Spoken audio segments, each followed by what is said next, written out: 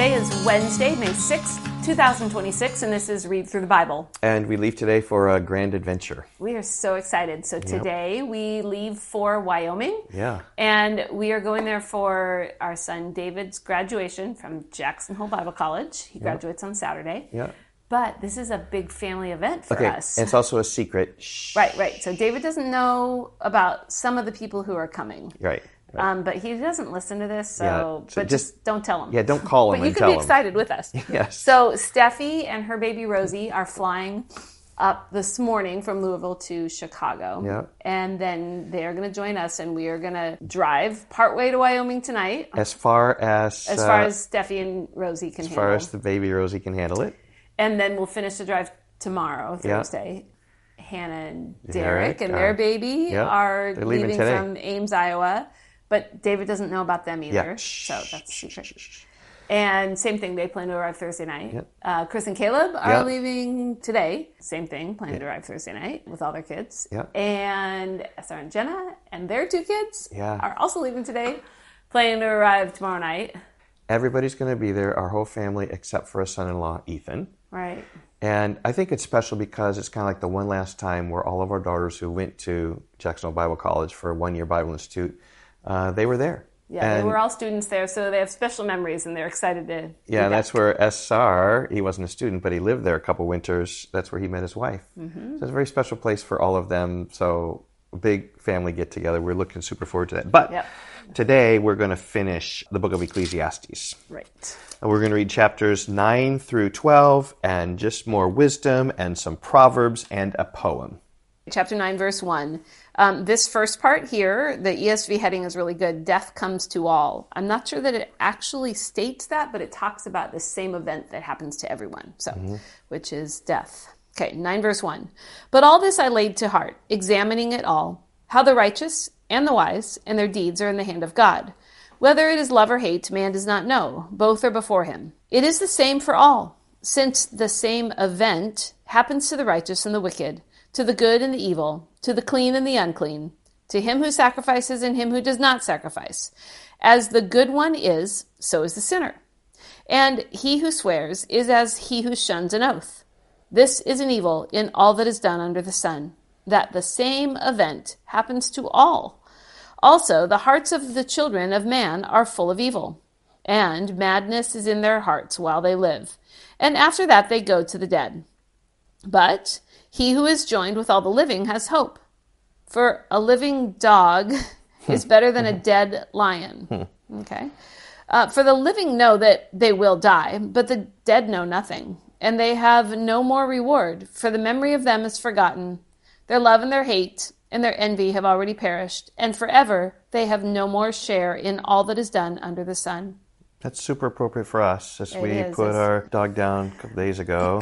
and we're still just not used to the quiet here, and we just... No, I walk in and just expect Autumn to kind of pitter-patter and run up and see me and greet me, or sit there on the couch. She's not here. But it's the dead know nothing, and the memory of them is forgotten. At some point we will, but we haven't forgotten her now. Mm-hmm. No. Okay, verse 7. Go, eat your bread with joy, and drink your wine with a merry heart. For God has already approved what you do. Let your garments always be white. Let not oil be lacking on your head. Enjoy life with the wife whom you love all the days of your vain life that he has given you under the sun. Okay, well, that first part's happening. We are empty nesters now and very much enjoying our empty nester season, but it's not a vain life. It doesn't feel like it. No. In the grand scheme of things. It is, in the grand scheme of things, yes. So all the days of your vain life that he has given you under the sun, because that is your portion in life, and in your toil at which you toil under the sun. Whatever your hand finds to do, do it with all your might. For there is no work or thought or knowledge or wisdom in Sheol to which you are going. Sounds like Colossians 3, verse 23. Do it with all your might. Yeah. And it's for the Lord and not for men. Yes, it's going to say in this next chapter, we need to do it with all our might, but wisdom is better than might. Okay, verse 11. And again I saw under the sun, the race is not to the swift, nor the battle to the strong, nor bread to the wise, nor riches to the intelligent, nor favor to those with knowledge, but time and chance happen to them all.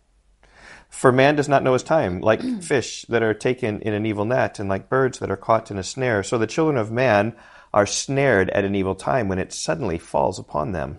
I have also seen this example of wisdom under the sun, and it seemed great to me. Okay, so it's a little story here, and the point of the story is going to be at the end of the story. Okay, there was a little city with a few men in it, and a great king came against it and besieged it, building great siege works against it. But there was found in it a poor wise man, and he, by his wisdom, delivered the city. Yet no one remembered that poor man. But I say that wisdom is better than might, though the poor man's wisdom is despised and his words are not heard. I think of the story of Tom Carson. Tom Carson is D.A. Carson's dad, who ministered in French-speaking Quebec, and he just labored and labored, never had a really big church, but he was a poor man, and he just ministered, and really then he was the first fruits of revival that hit there, and his son was D.A. Carson, who done mighty things in the evangelical church. So wisdom is better than might. Yep, the wisdom that Tom taught his son, D.A. Carson, is amazing. Okay, the words of the wise, heard in quiet, are better than the shouting of a ruler among fools. Wisdom is better than weapons of war, but one sinner destroys much good. Okay, I think these two phrases about whatever you do it with all your might, and remember that wisdom is better than might, are a good summary. Yep. Okay, chapter 10. Okay. These are like Proverbs. Right. So this is another Proverbs-like chapter. Okay. Dead flies make the perfumer's ointments give off a stench. So a little folly outweighs wisdom and honor. A wise man's heart inclines him to the right, but a fool's heart to the left. Even when the fool walks on the road, he lacks sense, and he says to everyone that he is a fool. If the anger of the ruler rises against you, do not leave your place, for calmness will lay great offenses to rest. There's an evil that I have seen under the sun, as it were an error proceeding from the ruler. Folly is set in many high places, and the rich sit in a low place. I have seen slaves on horses, and princes walking on the ground like slaves. He who digs a pit will fall into it, and a serpent will bite him who breaks through a wall. He who quarries with stones is hurt by them, and he who splits logs is endangered by them. If the iron is blunt and one does not sharpen the edge, he must use more strength, but wisdom helps one to succeed. If the serpent bites before it is charmed, there is no advantage to the charmer. I think verse 10 is a key about wisdom helps one to succeed. Just speaking about just the right ways to live, the wise ways to live, and how that is better for you. The words of a wise man's mouth win him favor, but the lips of a fool consume him. The beginning of the words of his mouth is foolishness, and the end of his talk is evil madness. A fool multiplies words, and no man knows what is to be. And who can tell him what will be after him? The toil of a fool wearies him, for he does not know the way to the city. Woe to you, O land, when your king is a child, and your princes feast in the morning. Happy are you, O land, when your king is the son of the nobility, and your princes feast at the proper time, for strength and not for drunkenness. Through sloth the roof sinks in, and through indolence the house leaks. Bread is made for laughter, and wine gladdens life, and money answers everything. That could be taken out of context and misused. Even in your thoughts, do not curse the king, nor in your bedroom curse the rich, for a bird of the air will carry your voice, or some winged creature will tell the matter. You've heard the phrase, a little bird told me. A little birdie told me. It kind of comes right from here. Okay, so chapter 10, wisdom will help you succeed. Okay. And just Proverbs. Talking about a birdie saying something, I just remember we have some listeners at Jackson Hole Bible College. Oh, yes, we do. So Gracie and Wade. Oh, yeah. Don't tell David. Don't tell David. Shh. About who's coming. Yes. Okay, chapter 11. Cast your bread upon the waters, for you will find it after many days. Give a portion to 7 or even to 8, for you know not what disaster may happen on earth. If the clouds are full of rain, they empty themselves on the earth.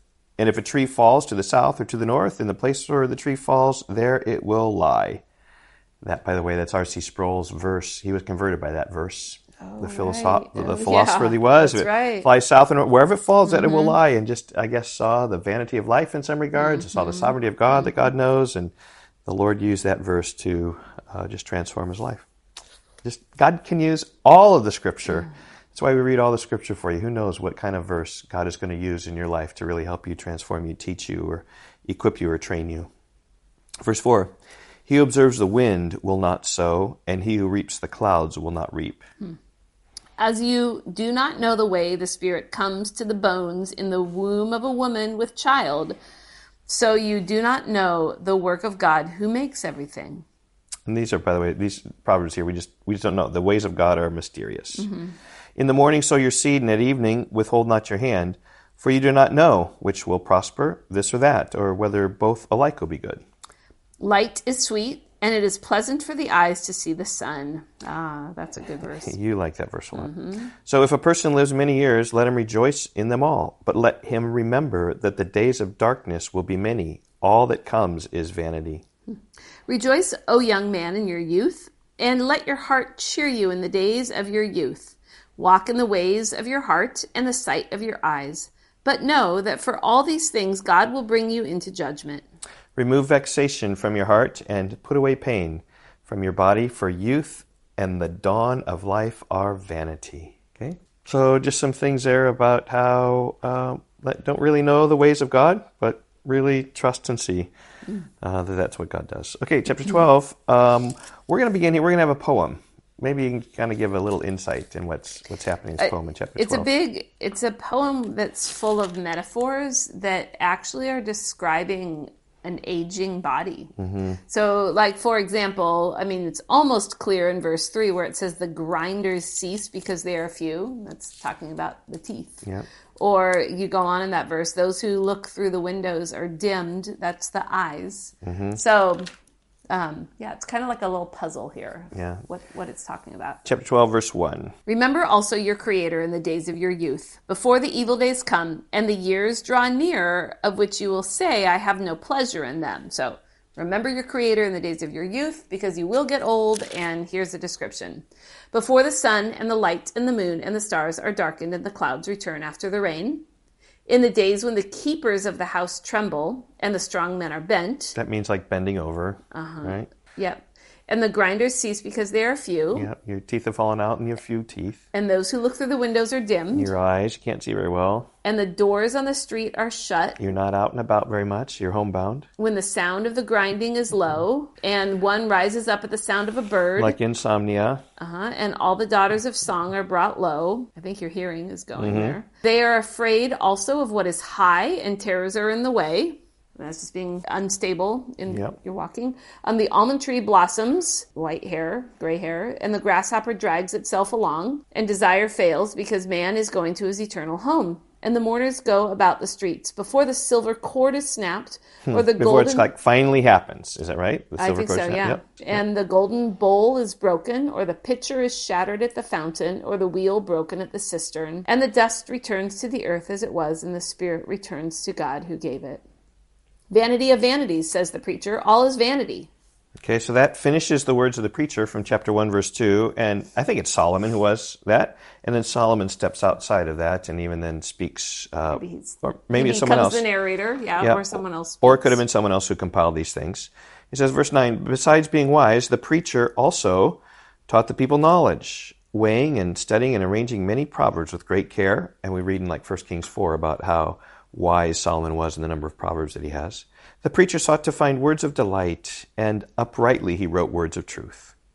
The words of the wise are like goads, and like nails firmly fixed are the collected sayings. They are given by one shepherd. Yep, like these things are just kind of there to prod us along, is what these words do. My son, beware of anything beyond these. Of making many books there is no end, and much study is a weariness of the flesh. That's what my brother would always say to me. I'm more the studious type. My brother's more the active type, and that's kind of what he's. Oh, the study of books is wearying to the soul. Okay. Yep. Here's the end of the matter. Here's the conclusion of Ecclesiastes. Sums it up well. Here, the end of the matter. All has been heard. Fear God and keep His commandments, for this is the whole duty of man. For God will bring every deed into judgment with every secret thing, whether good or evil. So chapter 12, verse 1, remember the Creator in the days of your youth, because you're going to die. And remember, at the end, fear God and keep His commandments. That's the message of Ecclesiastes. Right. Great. Okay, we will see you tomorrow. Okay, Yes, bye-bye. Goodbye.